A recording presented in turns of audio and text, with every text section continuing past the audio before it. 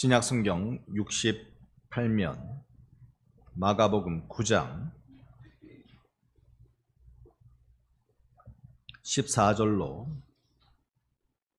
29절까지 다소 긴 말씀입니다만 우리 한 절씩 또박또박 하나님 앞에서 함께 교독하며 봉독하겠습니다. 제가 먼저 14절 봅니다.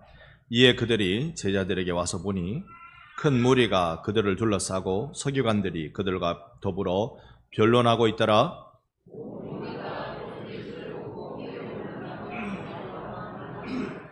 예수께서 물으시되 너희가 무엇을 그들과 변론하느냐?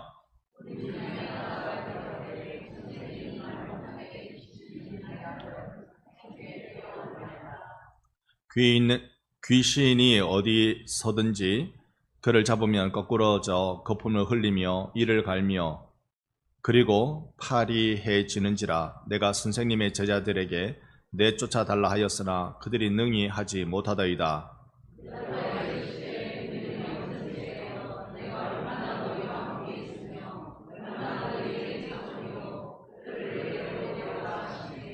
이에 데리고 오니 귀신이 예수를 보고 곧 그 아이로 심히 경련을 일으키게 하는지라. 그가 땅에 엎드러져 구르며 거품을 흘리더라.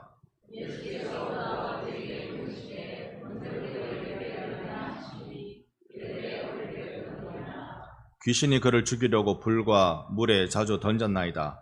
그러나 무엇을 하실 수 있거든 우리를 불쌍히 여기사 도와주옵소서.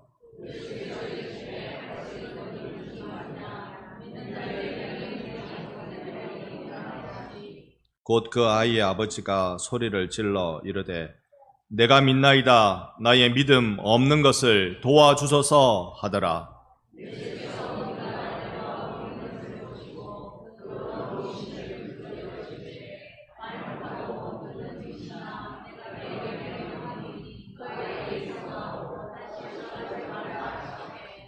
귀신이 소리 지르며 아이로 심히 경련을 일으키게 하고 나가니 그 아이가 죽은 것 같이 되어 많은 사람이 말하기를 죽었나이다 하나 집에 들어가심에 제자들이 조용히 묻자오되 우리는 어찌하여 능히 그 귀신을 쫓아내지 못하였나이까?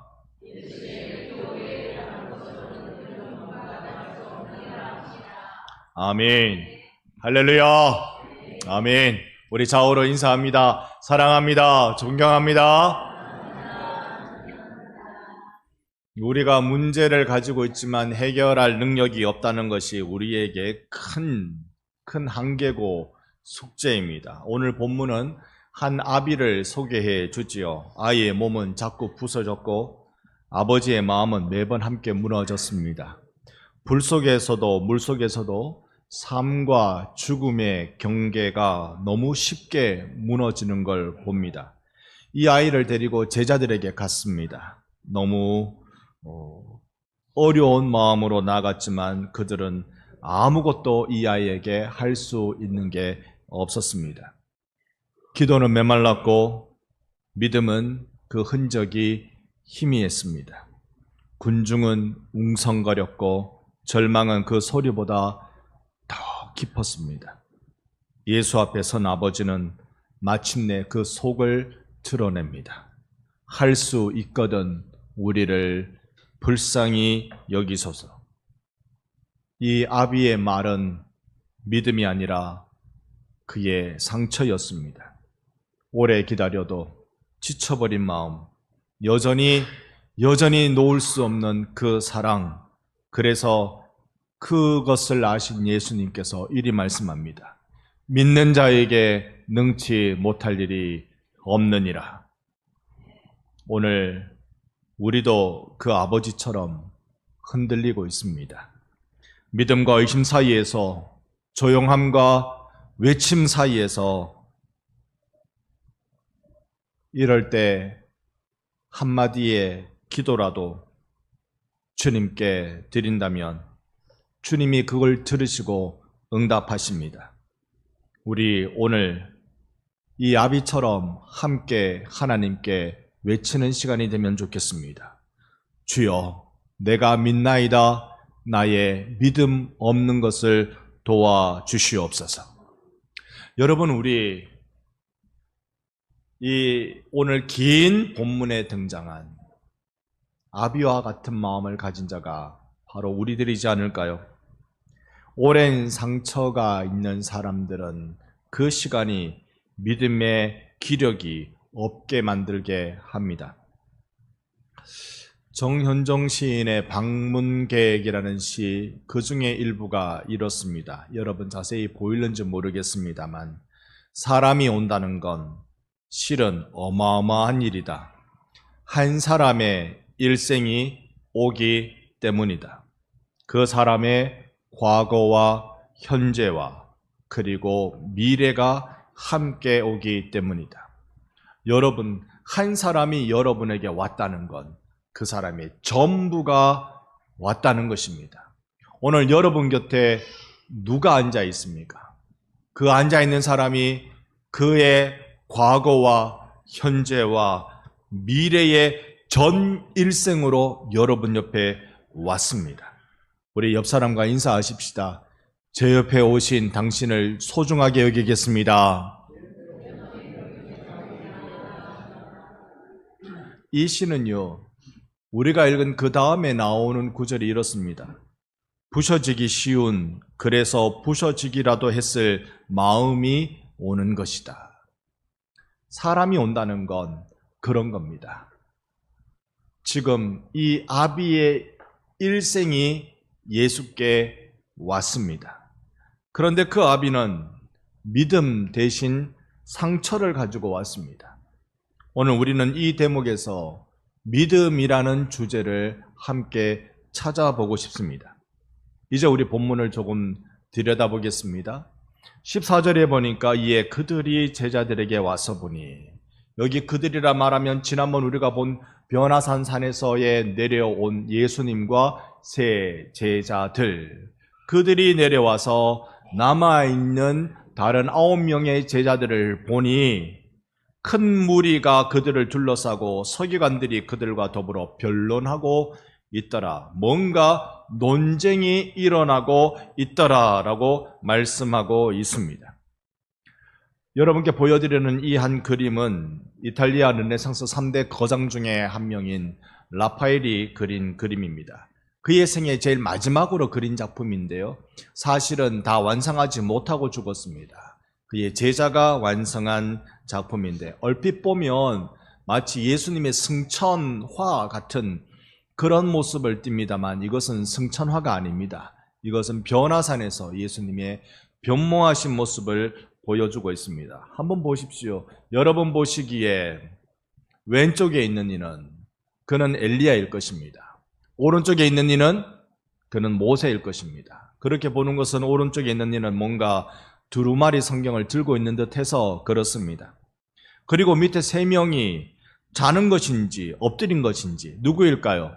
베드로, 야고보, 요한일 것입니다.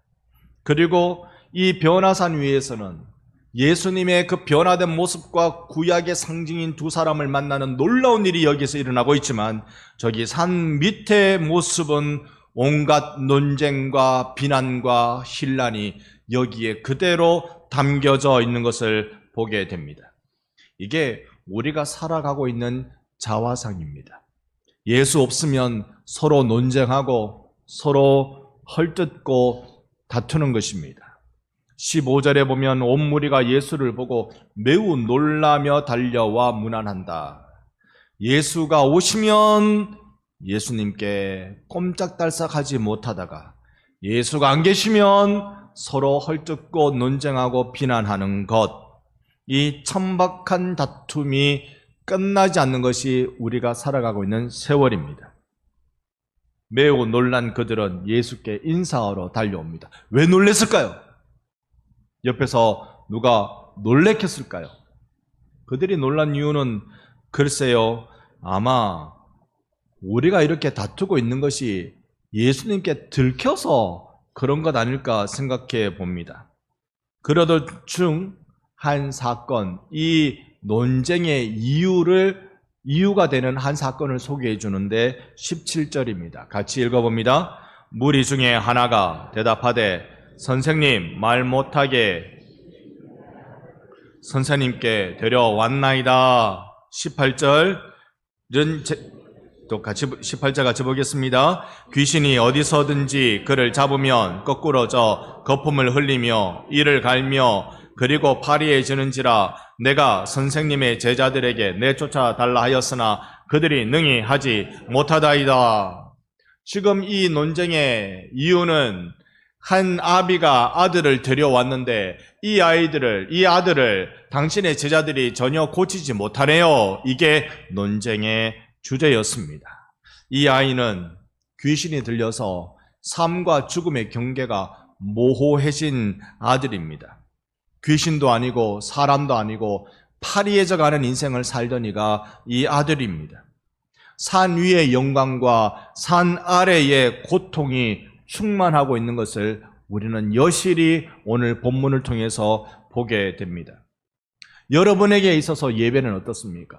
우리의 예배가 하나님의 임재를 경험하는 예배이기를 원합니다. 그러나 우리의 삶의 문제와 싸워야 하는 현실도 매우 궁핍하긴 매 한 가지입니다. 예배는 감동이고 현실은 전장과도 같습니다. 예배에서 우리가 깊은 감동을 받을 수 있지만 현실은 여전히 아픈 고난의 연속이기도 합니다. 그럼에도 우리는 예배를 통해 소망을 보게 됩니다. 여러분, 우리가 자꾸 은혜의 자리에 찾아오는 것이 중요합니다. 예수 만나러 오는 것이 중요합니다. 오늘 이 병든 아들을 둔 아비가 예수 앞에 그 아들을 데리고 나오는 것이 중요했습니다. 절망이라는 과거, 불안이라는 현실, 두려움이라는 미래, 이 모든 것을 가지고 이 아비는 예수 앞에 나왔습니다. 사람이라는 건 본디 그렇습니다. 그 한 사람이 왔다는 건 그 사람의 전 인생이 왔다는 것입니다. 오늘 절망과 기다림이라는 것, 의심과 포기라는 것, 그러나 끝내 포기할 수 없는 작은 못난 사랑을 가지고 주님 앞에 온 것입니다. 우린 여기에서 믿음이 무엇인지를 같이 한번 생각해 보고 싶습니다. 이 아비가 가져온 게 무엇입니까? 여러분, 믿음은요, 확신의 기술이 아닙니다. 믿음은 확신의 기술이 아니라 내 고통 때문에, 내 아픔 때문에 망가진 마음 들고 다시 한번 주님의 얼굴을 찾는 게 그게 믿음입니다. 우리가 주님 앞에 믿는다라고 할 때 무언가 남들이 아무 말 할 수 없을 정도의 완벽함을 가지고 나오는 것을 말하는 게 아닙니다. 하나님이 내 내면을 들여다보시면 말로 다 할 수 없는 망가진 마음을 하나님은 알아주시겠지 하고 가지고 나온 것입니다. 오늘 여러분, 예배의 자리에 오신 여러분이 이 자리에 오신 건 여러분의 과거와 현재와 미래를 가지고 오셨지요. 여러분의 상처와 불안함과 두려움을 갖고 여기에 오셨지요. 다시 한번 우리 주님의 얼굴을 구하십시다. 다시 주님을 향해 우리의 눈을 들어보십시다. 예수님은 이 망가진 마음 들고 온 아비를 이렇게 부르십니다. 19절에 보니까 대답하여 이르시되 믿음이 없는 세대여 내가 얼마나 너희와 함께 있으며 얼마나 너희에게 참으리요 그를 내게로 데려오라라고 말씀합니다. 믿음이 없는 세대야, 너희 아픈 상처와 불안한 망설임과 두려운 미래인 그 아들을 내게 데려와라라고 예수님 말씀하십니다. 오늘 예수께서 여러분에게 말씀하실 때, 부르실 때 여러분의 것을 주님 앞에 가지고 나오시기를 바랍니다. 그냥 빈 마음으로 오지 마십시오. 그 여러분의 아픔을 들고 나오십시오. 주님은 정확히 보십니다. 믿음이 없는 세대다. 오늘날에 우리가 이 당시에 변화산 아래서 일어난 일들을 보면 논쟁은 있으나 기도가 없는 산 아래의 모습을 보게 됩니다. 우리는 우리의 시대를 정확히 한번 들여다봅시다. 말은 많지만 믿음이 없습니다. 해답을 찾는 발길은 빠른데 응답을 기다리는 무릎은 메말라져 있습니다. 예수님의 음성. 믿음이 없는 세대여, 내가 얼마나 너희와 함께 있으며. 이것은 단순한 꾸지람이 아닙니다. 하나님이 기다리신다는 말입니다. 하나님이 여러분의 구함을 기다리신다는 말입니다. 죄 많은 백성을 향한 하나님의 구속의 긴 숨결이라는 것을 보여주고 있습니다. 여러분, 예수의 기다리심을 여러분 느끼고 계십니까? 예수께서 이 시간 여러분의 예배의 현장에서 기다리고 계신다는 것을 여러분 알고 계십니까? 지금도 두 팔 벌려 나를 향해 말씀하시는 분이십니다. 믿음이 없는 아이야, 믿음이 없는 아비야, 믿음이 없는 자여, 내 가슴에 내 두 팔에 안겨라라고 말씀하고 있습니다.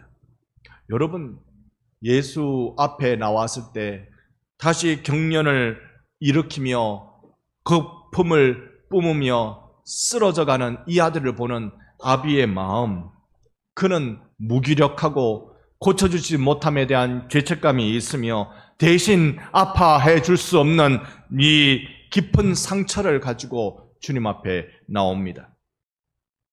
많은 분들이 그렇게 얘기합니다. 내가 대신 아파해 줄 수 있으면, 우리 사랑하는 이의 병든 모습을 보면, 고통스러워하는 모습을 보면 차라리 내가 대신 아파줄 수 있으면. 이 아비의 한숨을 예수님은 잘 알고 계십니다. 20절 말씀, 아이를 데리고 오니 귀신이 예수를 보고 곧 그 아이로 심히 경련을 일으키게 하는지라 그가 땅에 엎드러져 구르며 거품을 흘리더라. 심지어 예수 앞에서까지도 예수님이 보고 계시는데도 그 앞에서 경련을 일으키는 이 아들을 봐야 하는 것입니다. 땅에 엎드려져 고통하는 이 아들을 보고 있는 힘겨운 아비의 그 숨으로 뱉어나는 고통을 우리는 들어볼 수 있을 듯합니다. 21절에 예수님이 이렇게 물으세요. 이 아들이 언제부터 이렇게 됐냐? 질문은 단순합니다. 그러나 대답은 복잡합니다. 21절 대답이 어릴 때부터입니다 라고 해놓고 22절에 가서 귀신이 그를 죽이려고 물과 불에 자주 던졌나이다. 여러분, 우리가 살아가는 세월 속에 이런 상처들을, 이런 내가 풀지 못하는 숙제들을 꼭 안고 있어요. 이게 자식일 수 있고, 이게 가족일 수 있고, 이게 아무도 알지 못하는 나만의 한계와 죄악일 수 있어요. 꼭 이런 것들을 한 가지씩 갖고 있어요. 여러분, 이것을 우리는 어떻게 하면 좋을까요? 한번 받아해 주시기 바랍니다. 무엇을 하실 수 있거든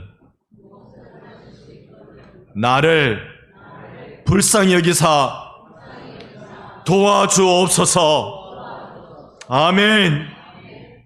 오늘 우리는 이 예배가 이런 기도와 응답이 있는 예배가 되기를 원합니다. 우리는 매주 예배를 드립니다. 그리고 우리는 매주 하나님을 경배하고 하나님으로부터 은혜의 놀라운 은총을 받습니다. 그런 우리가 오늘 더 깊이 하나님을 만나고 예배하고 더 큰 은혜를 받기를 원합니다. 그럴 때 우리를 도와주옵소서. 이것은 우리의 눈물입니다. 아비의 믿음이 아닌 그의 상처와 부르짖음이 바로 이것입니다. 교회 신앙생활을 하시면 우리가 꼭 경험해야 하는 게 있습니다. 예수 만남을 경험해야 되고요. 그리고 예수께서 나를 사랑하신다는 것을 경험하셔야 됩니다. 이것은 교회의 출석보다 더 귀한 일입니다.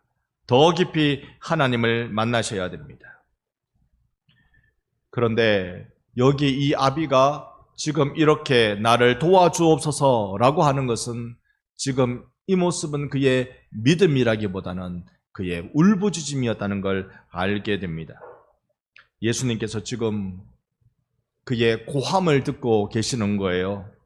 그가 하나님께 외치는 그 외침을 듣고 계십니다. 뭘 할 수 있다면 제발 도와주십시오.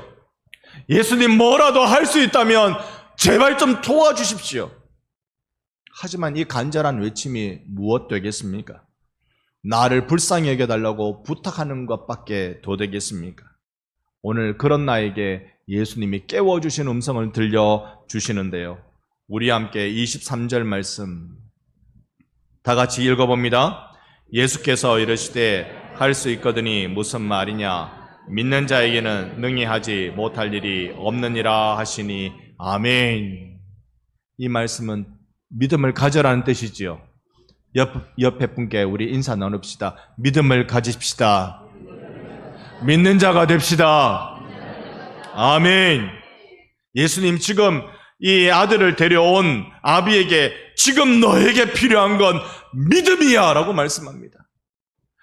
고민과 상처와 불안과 두려움을 가지고 온 그에게 예수님 하신 말씀이 너에게 필요한 것은 지금 믿음이야 라고 하고 계시는 것입니다.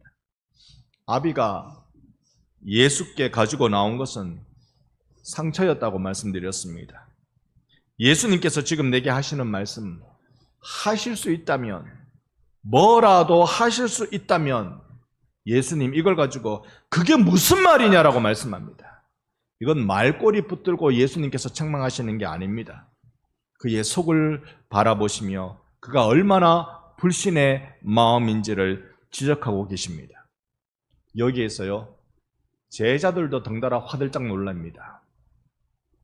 그리고는 일단 아무 말 없습니다. 예수님이 믿음이 없는 세대야 라고 책망하시고, 그럴 때 제자들은 아무 말 하지 못합니다. 제자들에게 환상은 있었고 체험은 있었습니다. 열망은 있었지만 믿음이 없는 세대라는 책망을 받아야 했습니다. 변화산에서 하나님의 나라가 권능으로 임하는 기적을 그들은 봤습니다. 그러나 믿음이 없기는 매 마찬가지입니다. 아비처럼 간절함이 있고 상처에 몸부림을 치지만 그러나 믿음이 없습니다.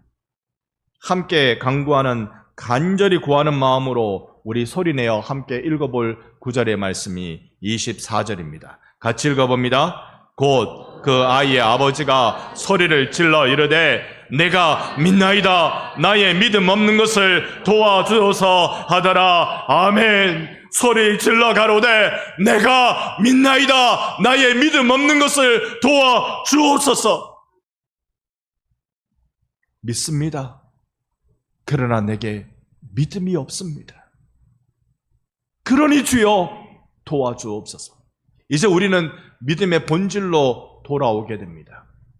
이전에는 나를 힘들게 하는 모든, 나를 꾸미는 이야기들, 나를 꾸미는 모든 말들을 가지고 주님 앞에 가지고 나왔는데, 내가 이래서 힘들고요, 이 아들이 이렇게 살지 죽을지, 이게 사람인지 귀신인지, 이게 도대체 어떻게 살아가는지, 나는 평생 이 아들 때문에 죄인처럼 묶여서 살아가는, 미안하고 자책감이 들고 아비로서의 한계를 느끼고 뭘 제대로 해주지 못하는 답답함 속에 살아가는, 하나님 나는 그런 아비입니다라고 가지고 주님 앞에 나왔는데, 주님은 어디다가 초점 맞추신 거 아니? 너 믿음이 있느냐? 너 믿는 자냐? 주님 여기에 말씀하시는 거예요. 오늘 이 시간 예배드리는 여러분, 반성교회 사랑하는 성도 여러분, 오늘 이 시간 주님 앞에 여러분이 가지고 나와야 될 게 뭐냐면요, 끝없이 한없이 쌓여져가는 나의 과거의 상처와 아픔도 물론 주님 앞에 다 갖고 나와야 돼요. 그러나 믿음, 나는 믿는 자인가? 나를 돌아보는 마음. 믿음이란 무엇인가? 진리에 대해서 배고파하는 마음으로 나오셔야 하는 것입니다. 그래서 우리는 외치는 거예요.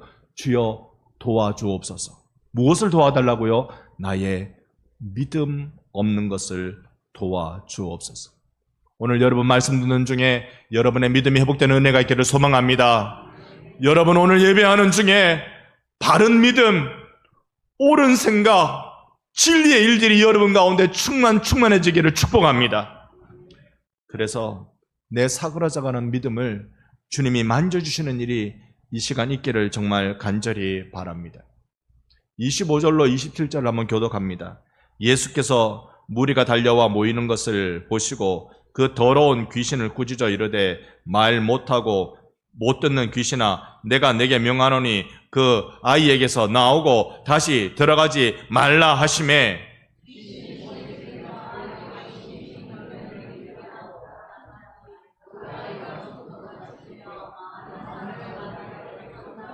함께 봅니다. 예수께서 그 손을 잡아 일으키시니 이에 일어나 아멘 아멘.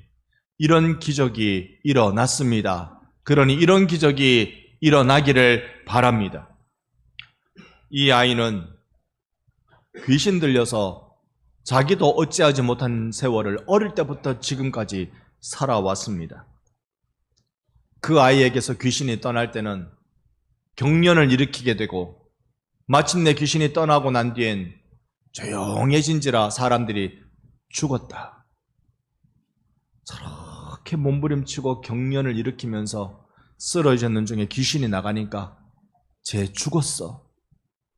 그때 예수님이 죽은 것 아니다. 그리고는 그의 손잡아 일으켜 주셨습니다. 우리는 여기에서 오늘날 귀신 들림이라고 말하는 것들에 조심해야 할 필요가 있습니다. 오늘날 교회에서 귀신 들렸다라고 말할 때 대부분은요, 90% 이상은 사실은 정신적 질환을 가지고 있는 사람들입니다. 귀신 들림이 아닙니다. 그러나 귀신 들림이 없다고 말할 수 없습니다. 귀신은 누굽니까? 죽은 자의 영입니까? 귀신은요, 마귀입니다. 마귀가 귀신입니다. 그러니 마귀의 짓눌림 속에 살아가고 있는 사람들, 어쩌면 오늘 우리가 귀신 들려 있는 줄 모릅니다. 우리가 귀신 들릴 수 있다라고 말하는 것은 우리의 가치관이, 우리의 생각이 하나님께로 향하지 못하고 하나님으로 우리의 중심 삼지 못하고 세상의 것으로 흩어질 때 마귀가 그 작당을 한 것이기 때문에 그렇습니다. 여러분의 영이 예수의 은혜로 맑아지고 여러분의 영이 성령으로 깨어있는 은혜가 있기를 축원합니다. 이 일을 우리는 하나님 만나면서 경험하게 되는 것입니다. 성경은 귀신을 뭐라고 말합니까? 요한복음 8장 44절에 보면 거짓의 아비, 끝자락에 그렇게 말하죠. 거짓의 아비다. 이 거짓의 아비는 우리들로 하여금 거짓말로 우리를 속입니다. 예수 믿는 거 그렇게 하는 거 아니야. 예수 믿는 거 이렇게 하는 거야. 신앙생활은 이렇게 하는 거야 라고 말하면서 지속적으로 세상의 가치관으로 성도들을 옭아맵니다. 여러분, 우리가 예수 믿으면 해야 됩니까? 하지 말아야 됩니까? 해야 할 일이 많습니까? 하지 말아야 할 일이 많습니까? 예수 믿으면 어떻습니까? 우리가 예수 믿자마자 단박에 생각하는 건 하지 말아야 될 일을 많이도 생각합니다. 근데 하지 말아야 될 일을 안 할 수 있는 비결은 해야 할 일을 하는 데 있습니다. 그러면 하지 말아야 될 일이 저절로 싫어집니다. 의를 사랑하는 순간 불의가 미워지게 되어 있습니다. 그러니 해야 할 일을 하는 것이 중요합니다. 진리를 알지니 진리가 너희를 자유케 하리라. 할렐루야. 우리 진리이신 예수를 알아가는 일이 중요합니다. 그러면 우리가 하지 말아야 될 것은 안 해지게 됩니다. 그게 싫어지게 됩니다. 하나님을 발견하기 시작할 때 주께로부터 오지 않은 것들이 미워지기 시작하는 것입니다. 진리이신 예수를 알지 못하게 원수 마귀는 자꾸의 우리의 시야를 가립니다. 그게 귀신짓거리란 말입니다. 이 거룩한 예배의 현장에서 그 악한 귀신의 일들은 예수 이름으로 다 떠나가게 될 줄로 믿습니다. 여기는 이 현장은 예수가 주가 되시는 예배의 거룩한 시간과 공간입니다. 이곳은 예수께서 우리를 붙잡아 주시는 은혜의 현장입니다. 그러니 원수 마귀는 저절로 떠나가게 되는 것입니다. 교회 생활하면서 신앙생활을 하면서 저는 하도 많이 귀신아 물러가라 이야기 많이 들었습니다. 여러분은 많이 들었습니까? 귀신아 물러가라. 귀신아 물러가라. 귀신아 물러가라 하고 물러가지요. 물러가고 다시 안 왔습니까? 다시 옵니까? 여러분 지금 전부 다 잠귀신에 빠져가지고 지금 잠귀신이 물러가면 잠귀신이 또 옵니까? 안 옵니까? 또 와요. 아니 그럼 제대로 안 물리친 거잖아요. 물러가야 되는데 한번 물러가게 했으면 완전히 물러가야 되는데 또 오거든. 잠귀신이라 해서 죄송합니다. 잠귀신은 없습니다. 원래 그런 귀신은 없습니다. 우리네 조상들이 귀신이라고 생각했던 거 처녀귀신, 총각귀신, 몽달귀신, 장독귀신 온갖 귀신들은 다 끌고 모았는데 잠귀신은 사실 없었습니다. 그런데요. 귀신아 물러가라. 귀신이 언제 물러가집니까? 예수가 주가 되시는 그곳에 귀신은 떠나갑니다. 아멘. 그래서 무당이 굿짓거리를 할 때 예수 믿는 사람 오면은 그가 영험해지지 않는다 하잖아요. 여러분 때문에 무당이 다 굶어 죽었다는 거 아십니까? 여러분들이 그 현장에 있었기 때문에 귀신이 다 떠나간 거죠. 예수를 주로 모시고 살아가는 사람들. 여러분 마음에 내가 예수를 바라보지 못하게 만드는 것들은 무엇이 있습니까? 크나큰 상처를 우리는 다 갖고 있습니다. 과거와 현재와 미래 말입니다. 어거스틴이 시간에 대해서 이야기할 때요. 과거와 현재와 미래가 있다면 여러분 한번 생각해 보십시오. 과거와 현재와 미래가 있다면 나에게는 무엇만 경험됩니까? 과거가 나에게 경험됩니까? 미래가 나에게 경험됩니까? 오직 현재만 나에게 경험됩니다. 그래서 어거스틴은 이렇게 말했습니다. 과거의 현재, 현재의 현재, 미래의 현재. 아니 그게 도대체 무엇입니까? 과거가 오늘 나에게 경험되는 건 기억이에요.